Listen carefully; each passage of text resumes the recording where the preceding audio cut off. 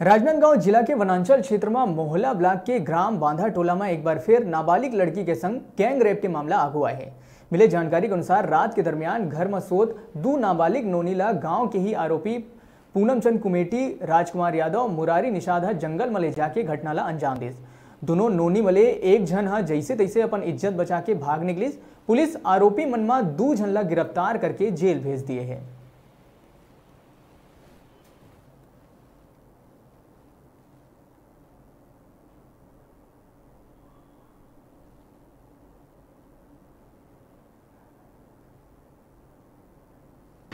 लोग उसके दरवाज़ा को खटखटाए।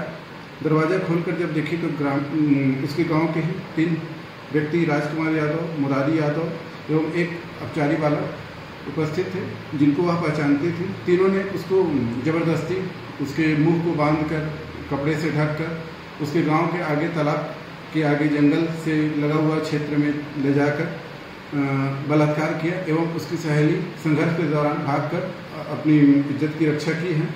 प्रथम दृष्टया प्रार्थिया की रिपोर्ट पर धारा सदर 456, 366, 376, 354, 506, 34 ST/SC की धाराओं एवं फास्को एक्ट की धाराओं के तहत अपराध पंजीबद्ध कर विवेचना किया गया है। स्थिति अभी दोनों बालिकाएं स्वस्थ हैं, डरी हुई हैं। अभी उनका धारा 161 एवं 164 के कथन हेतु जिला मुख्यालय भेजा गया है।